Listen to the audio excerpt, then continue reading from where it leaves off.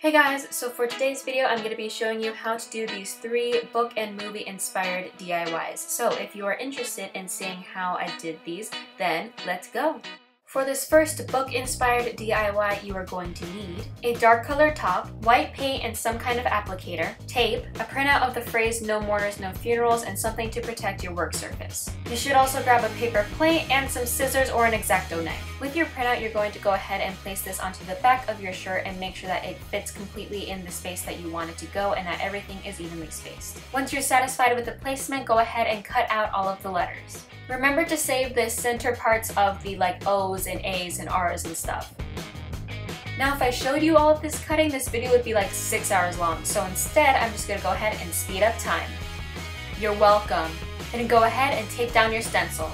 Also remember to tape down the center pieces of those letters like O, A, R, etc. And also make sure that you tape down the little hangy bits of U's and N's and M's just so everything lays flat and it's completely secure. Then go ahead and protect your work surface as well as the layers of your shirt and begin to paint. Don't worry about being precise or perfect during this part. This is meant to look grungy and rough around the edges, just like the characters in the book. Also, in retrospect, I wouldn't have used a paper stencil because as I applied the paint, then it kind of made the paper stencil wet and made it stick, and it was just too much of a mess. So use something more durable like cardstock or even cardboard. Once the paint job is done, go ahead and remove the stencil.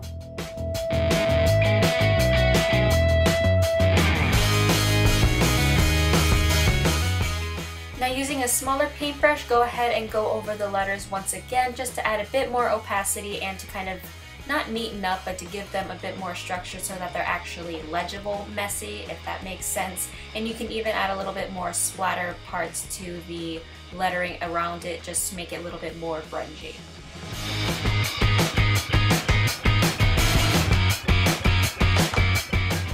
Then go ahead and let that dry overnight and you're done. With this book-inspired DIY, you are going to need a t-shirt, an optional embroidery hoop, gold embroidery floss and a needle, scissors, and a marking tool. Using that marking tool, go ahead and write the phrase "Stay Gold" onto the place where you want the stitching to be. I, however, have the worst luck with these writing tools in these embroidery tutorials, so just ignore whatever I'm using and use something that actually works well. Next, fit the embroidery hoop around the design. Then go ahead and thin out your embroidery floss by splitting it in half and then thread that onto the needle and begin the embroidery process. As with my past tutorials, I'm going to be using the backstitch to do this lettering, and if you have no idea what the hell a backstitch is, I'm going to include a tutorial down in the description box for you to help you out. Once your lettering is done, go ahead and knot it off in the back and you're done.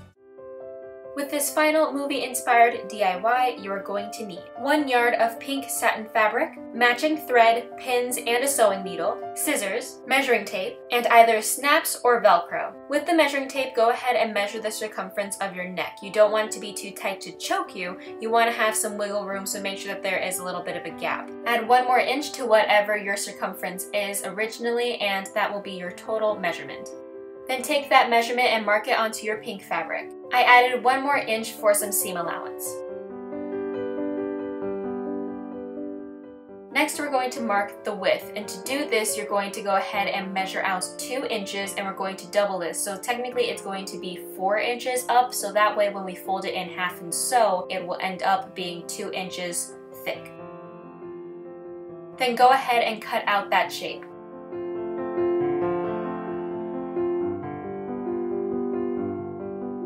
Once that is cut out, go ahead and fold that in half and pin along the long side.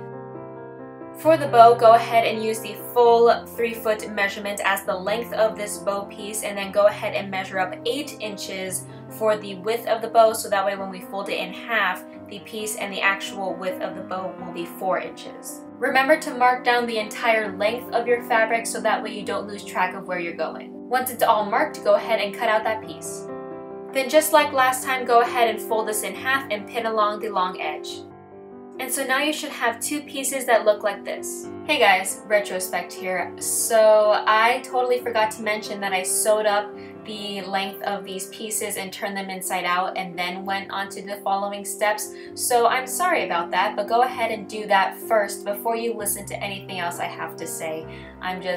Wow, I'm a mess. Sorry. For the smaller neck piece, I went ahead and sewed up the smaller edges of it using a ladder stitch, which I will include a tutorial on that stitch as well down in the description box to help you out. But you don't want to sew up the edge of the long bow just yet because we're going to potentially see if we need to alter it in a little bit. But right now we're going to attach the snaps to the neck piece using a needle and thread. Make sure that you use a lot of stitches in order to ensure that these snaps are very secure onto the neck piece. However, on a personal note, I do think that you should just use Velcro instead. I think that is a lot more of a reliable closure option than these snaps. Moving back to the bow piece, we're going to go ahead and just simply tie up the bow and make sure that it is completely proportional. This may take a couple tries just because it's a bit of a weird shape, but just play around with it until you are happy with the way that the bow looks. I didn't sew up the ends of the bow because I was concerned initially that the tails might be too long and then I might have to trim them, but I didn't have to do that and it ended up being perfectly proportional. So once you're happy with the way that the bow looks, go ahead and fold in the raw edges of the ends of the bow and use that ladder stitch to sew them up and make them look really nice and clean. Then the final step is just to attach the bow to the neck piece and make sure that the bow is not directly on top of the snaps, but that they are just slightly off so that way you can open it and not have an issue with the bow being in the way. And then once that is completely attached and all good with a billion stitches in it, then you are done. And so here are the final products and I'm completely in love with them and I'm super happy with these and I hope that you enjoyed this video as well and that you liked it. So thank you for watching. If you did like this video, then please do give it a thumbs up. And if you want to see some more videos from me, then please do hit subscribe. Thank you again so much for watching and until next time. Bye-bye.